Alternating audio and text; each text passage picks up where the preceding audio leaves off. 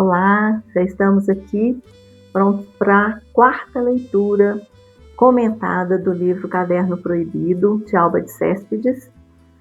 E nesse capítulo, é um capítulo relativamente curto e eu não vou emendar. Eu vou fazer só esse capítulo, porque aqui a gente já tem um bom material para poder fazer alguns comentários importantes. Como eu disse lá no finalzinho da terceira leitura, ela vai falar muito sobre esse cansaço que ela sente, né? Ela, enfim, né? Ela começa a admitir esse cansaço nesse capítulo que ela vai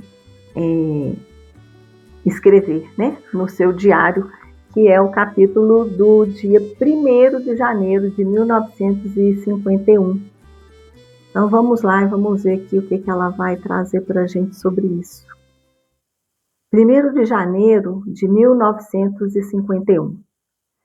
Michele dorme. É como se eu estivesse sozinha em casa. Mas a partir do momento em que iniciei o diário, temo que ele finja dormir para me surpreender. Escrevo à mesa da cozinha e ao meu lado deixei o livro das despesas da casa para cobrir o caderno caso, em algum momento, Michele entre de repente. Se bem que, se eu fosse descoberta em uma trapaça, seria ainda pior. Seria o fim da harmonia e confiança que sempre estiveram na base de nossas relações, em 22 anos de casamento. Na realidade, seria bom confessar a Michele a existência deste caderno, quem sabe implorando que ele nunca me peça para lhe mostrar o que escrevo. Se, ao contrário, eu fosse surpreendida, permaneceria sempre entre nós a suspeita de que agora eu tenha tido antes, sei lá quantos outros segredos.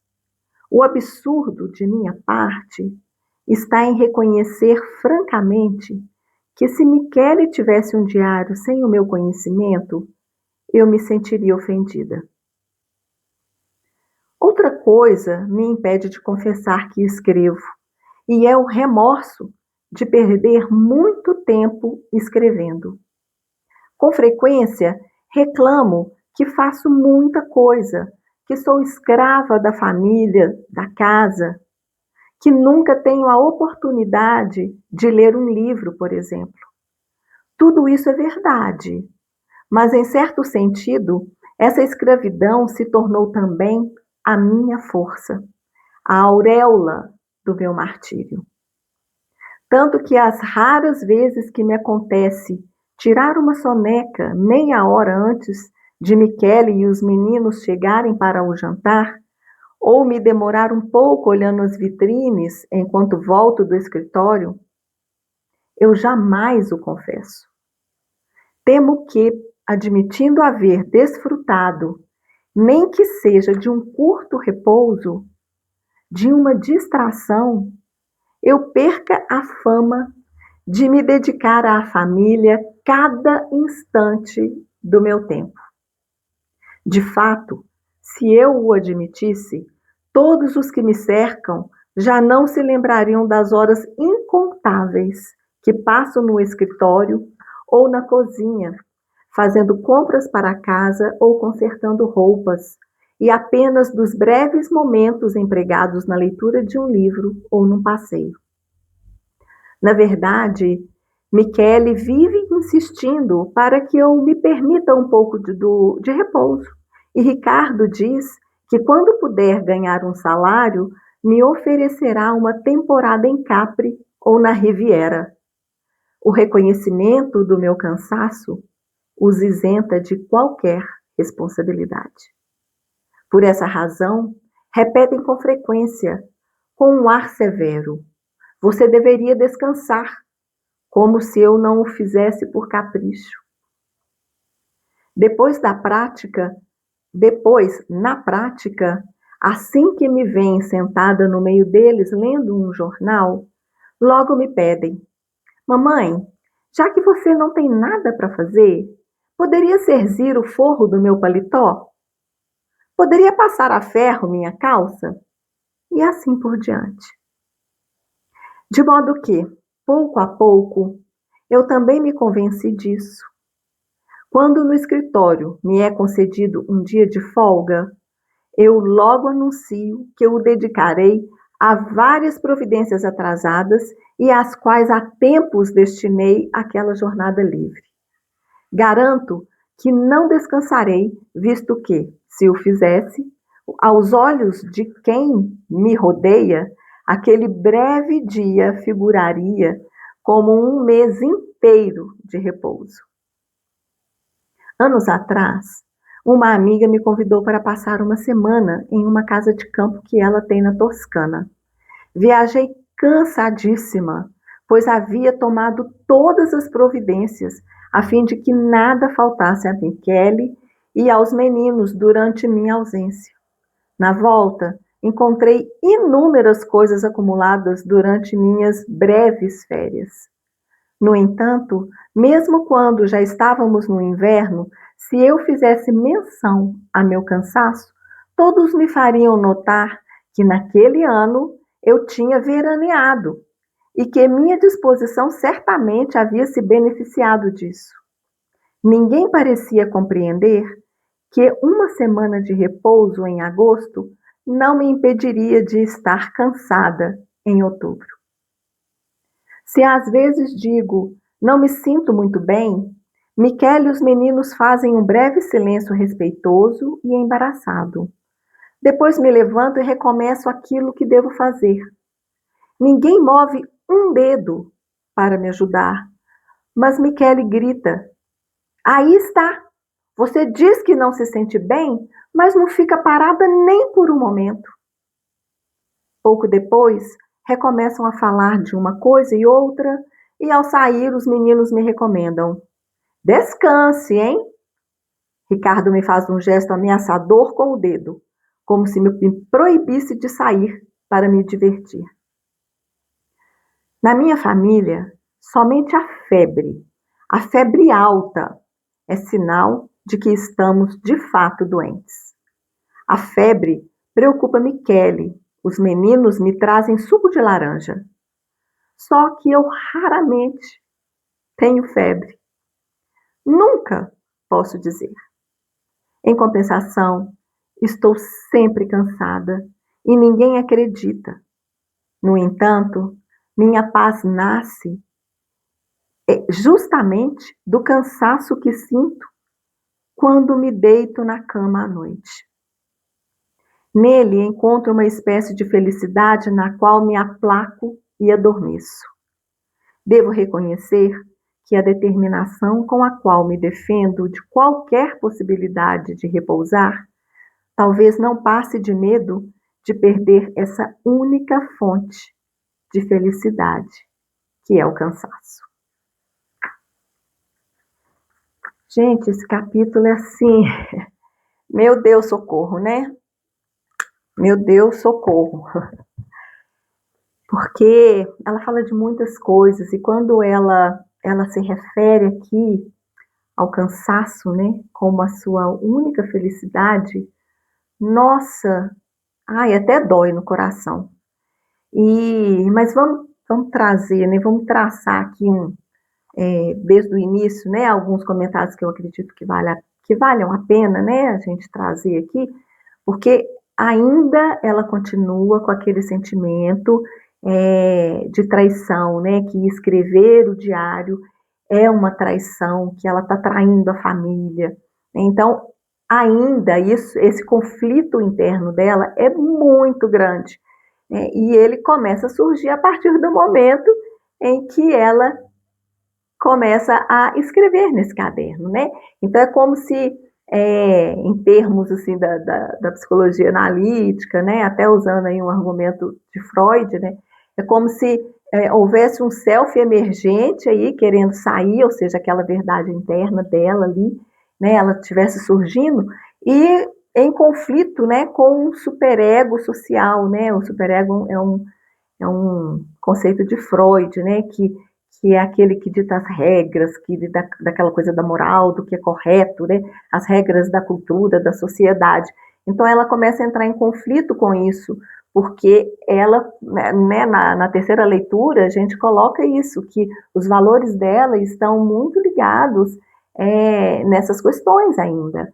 Então, quando ela se vê falando, né, escrevendo ali o que ela verdadeiramente sente, ela começa a sentir que ela está traindo, né, traindo essas convicções, traindo a família, traindo e indo em oposição a tudo aquilo que ela sempre acreditou, né? Então é como se ela estivesse fazendo algo de errado, mas ela não está fazendo nada de errado, né? Ela só está mantendo em segredo, digamos assim, né, os seus pensamentos. Ela só não está dizendo, colocando, né, descortinando, bradando em alto e bom som o que ela pensa. E isso não tem problema nenhum, isso não é errado, né? Só que ela não está acostumada a pensar por conta própria. E o caderno é que está fazendo esse papel na vida dela, de pensar por conta própria, né? Está fazendo com que isso aconteça. E quando ela fala aqui que se por acaso Michele descobrisse, né, ela ia implorar. Gente, esse verbo aqui, ele é muito, muito forte, né? Que ela iria implorar a ele para que não revelasse o que estivesse escrito, como se ela não pudesse ter pensamentos próprios, e ele é como se ele mandasse nela, né? Nos pensamentos dela, naquilo que ela não pode mostrar, né? Como a figura do marido é uma figura, né, de um poder muito dominante na vida dela. Então, para que ela pudesse ter algo, né, que ela não quisesse revelar dela, ela precisaria implorar, né? Tipo, ajoelhar e pedir, pelo amor de Deus, não queira ler, né, os meus pensamentos internos, aquilo que, que eu estou descobrindo de mim mesma. Isso é muito forte, eu acho que é uma imagem muito forte. E ela entra, né?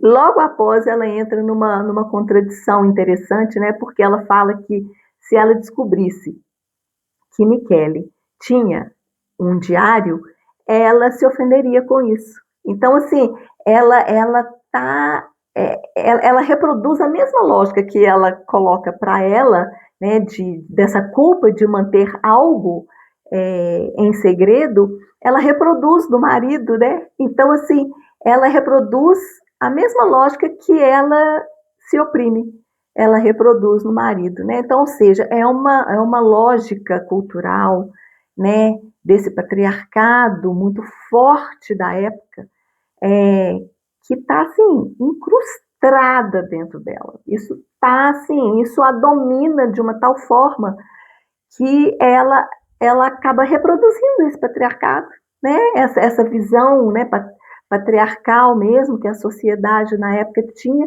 muito forte, e ela reproduz isso.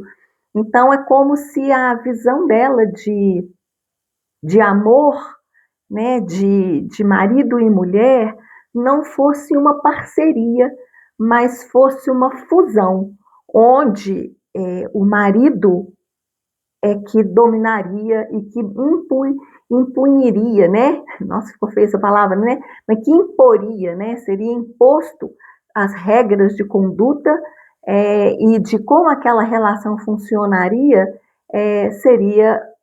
seriam impostas pelo seu marido, né? Então, a gente vê que isso é muito cultural mesmo, né? É muito cultural. E aí, logo depois disso, ela já começa a descrever esse seu cansaço, né? Que ela se sente uma escrava da família, uma escrava da casa, mas ao mesmo tempo ela tira proveito disso, né? Porque ela se coloca num lugar de mártir. Então esse cansaço, essa dedicação quase que 24 horas para a família, e esse cansaço que ela sente, é que a coloca num lugar naquela família de sacrifício, de mártir, né? E isso é que é valorizado, né? Então ela se sacrifica por todos, porque isso ela percebe, ela vê que é verdadeiramente valorizado. E assim, é assim que ela se sente amada e valorizada por sua família, né? E é assim que ela sente que ela existe, porque afinal de contas, né, como a gente comentou na última leitura, ela tem o papel de mamãe, né? Então, quando ela manifesta esse cansaço, demonstra esse cansaço, é onde ela tem esse valor, né? Que ela sente que ela tem esse valor e que ela existe. Só que é uma ideia bem distorcida, né, do que é valor. Então, assim, né, complicado isso, porque isso reflete nela, isso traz para ela problemas, inclusive, de saúde, né, e cada vez mais vai distorcendo e vai desconectando ela de quem ela verdadeiramente é, que ela não é a mamãe, ela é a Valéria. E aí ela continua, né, trazendo essa ideia, né, quando ela fala aqui mais à frente, que a família, ela fica isenta de qualquer responsabilidade sobre o seu cansaço, porque eles geralmente a incentivam, né, a descansar, né, a tirar umas férias, mas quando isso acontece, logo eles falam, né, que ela não está fazendo nada. Então, assim, se ela consegue sentar junto a eles no momento aí de descanso, né, e ler um jornal junto com eles, aí logo já falam, né, ô mamãe, já que você não está fazendo nada, então você pode servir, né, o meu paletó, você pode passar a minha calça. Então, ou seja, eles não veem nela, né, essa pessoa que também precisa descansar. Mas isso, ela tem uma responsabilidade e a gente já viu isso lá atrás, né? Isso foi construído, ela construiu isso da família, ela construiu esse papel, né? Então, naquela família, ela exerce um papel. É o papel da mamãe que cuida, da mamãe que deixa tudo em ordem, né? E que está ali à disposição de todos. Então, ela não é uma pessoa, né, uma identidade que, como eles, precisa descansar, precisa do lazer, que deseja isso lá no seu interior, né? Mas que ela ainda não consegue admitir isso porque isso provoca culpa nela, né? De às vezes poucos momentos que ela possa ter, né? Como ela fala logo adiante aqui, né? Os poucos momentos que ela tem folga, ela sente culpa. Então, às vezes ela começa a fazer um monte de coisa porque ela sente culpa de não estar fazendo nada, porque o valor dela está aí e ela acha que a função dela nessa família é o constante fazer. E, e aí ela, né, conta o caso aqui, né, que quando ela recebe um dia de folga do escritório, o que ela faz? Ela não aproveita o dia de folga, ela pega aquele dia para colocar as coisas atrasadas, né, no escritório que ainda não conseguiu fazer. Então ela não se permite realmente descansar, né, porque ela acha que ela sempre precisa estar fazendo alguma coisa para ser valorizada. Ela é como se ela tivesse desaprendido a descansar, né? E aí é um processo, né? Porque isso, como foi uma construção de muitos anos, isso não vai se desfazer do dia para a noite. É um processo de retomada para ela voltar a aprender a fazer essas pausas. E né? E quando ela cita aqui, né, também quando a família, quando a amiga a convidou, né, para passar aí uma semana, né, lá acho que é na Toscana, né, na Toscana, lá na casa dela, ela foi, mas antes de fazer, ela fez tanta coisa em casa que ela chegou na viagem exausta, exausta, porque ela não podia deixar nada por fazer. Ela precisava deixar tudo pronto, tudo arrumado para o marido e para os filhos, para que eles não tivessem nenhum tipo de trabalho, né? Como se ela fosse assim, para ela não sentir culpa, né, gente, de não deixar nada por fazer, porque em tese na cabeça dela, ela tinha que fazer tudo por eles. Então, se tivesse assim uma roupa que não tivesse passada, ela se sentiria culpada, né, por aquela roupa não estar passada e um deles precisasse daquela roupa e eles, né, não passam a roupa, é ela que passa a roupa. Então, ela também construiu toda essa, ela tem uma responsabilidade nesse processo, né? Claro, a gente sabe disso, porque ela ensinou, né, essa família a funcionar dessa forma.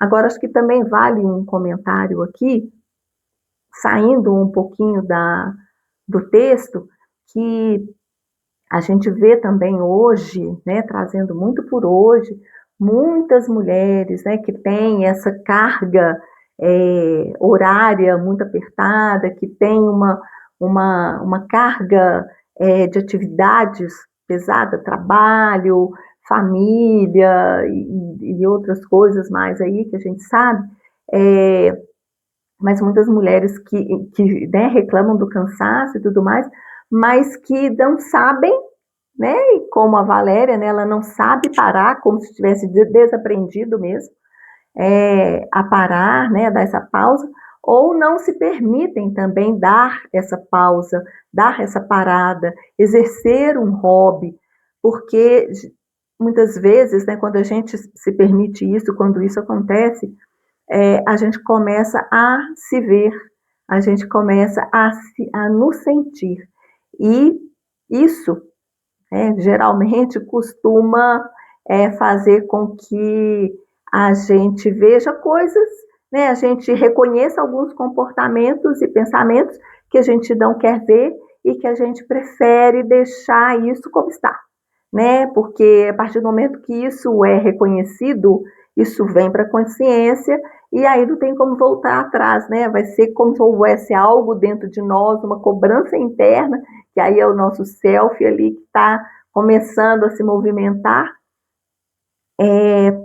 pedindo um movimento interno, né? Para que a gente faça uma mudança.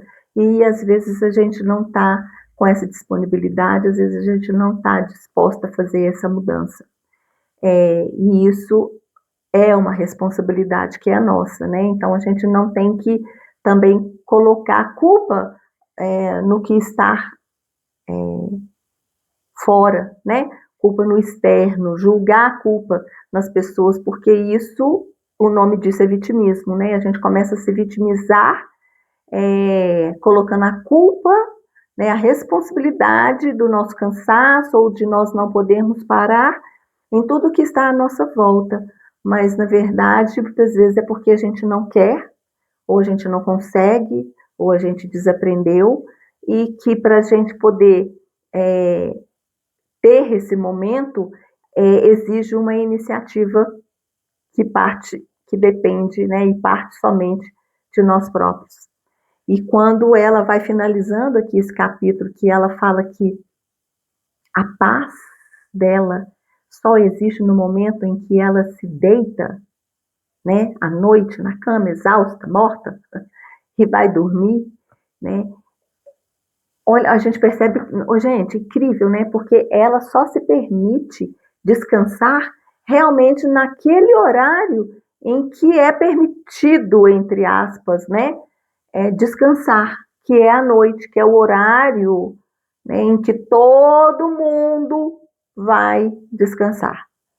E aí ela não sente culpa por isso, porque ela está descansando exatamente no horário em que todo mundo descansa. Então, aquele horário é o horário que ela realmente sente essa paz interna, né?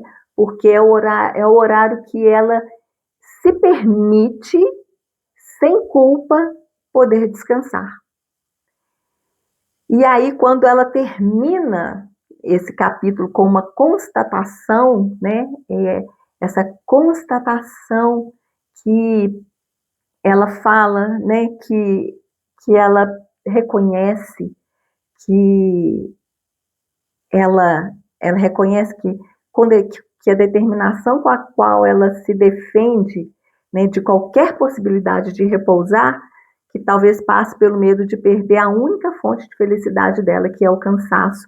É, então, assim, porque é no cansaço é que ela é vista, é que ela se sente que existe, é no cansaço que ela não se culpa. Então, é no cansaço é que ela consegue sentir essa felicidade, né? Porque ela não tem outros, né, sentimentos que elas que causam esse desconforto, né? Então, ou seja, é onde ela é valorizada pela família, pelas pessoas que a cercam, que ela é valorizada por deixar tudo em ordem, por fazer tudo funcionar, e aí a gente percebe que ela tem uma distorção mesmo de uma certa identidade, na verdade, um distanciamento muito grande da sua própria identidade, que também foi construído aí, e uma distorção muito grande do que é considerado valor para ela, porque o valor para ela é o reconhecimento do outro, né? É o valor que é reconhecido e que é validado pelos outros. Então, assim, são reconhecimentos importantes que ela começa a ter da sua atuação ali naquela família, do seu próprio comportamento, do seu posicionamento na vida.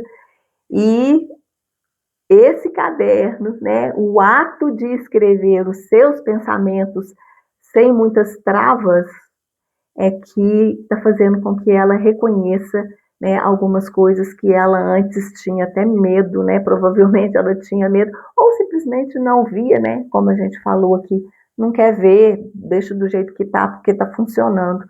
Mas na intimidade agora, porque o caderno é essa intimidade, é ela conversando com ela própria, né, sem julgamentos, ela está conseguindo perceber isso.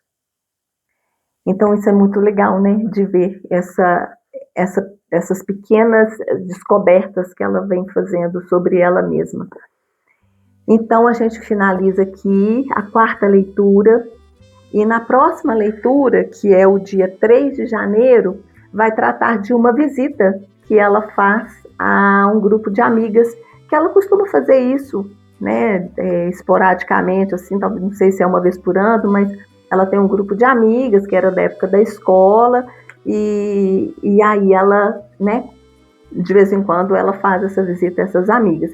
É um capítulo um pouquinho longo, né, mas a gente vai aí tentar deixar ele dentro dos 40 minutos, e ela faz também algumas descobertas aqui, né, de algo que era bem corriqueiro assim, né, que eu falo na vida dela, que era algo que ela sempre fez, que ela, às vezes, né, em determinado dia da semana, geralmente acho que era no final de semana, no finalzinho da tarde, depois do trabalho, ela, né, em alguns dias, ela tinha esses encontros com as amigas, mas agora ela vai ter uma visão um pouquinho diferente aí de algumas coisas, de algumas falas que acontecem nesses encontros. Então, né, aguardo vocês aí para a próxima leitura e até mais. Até lá.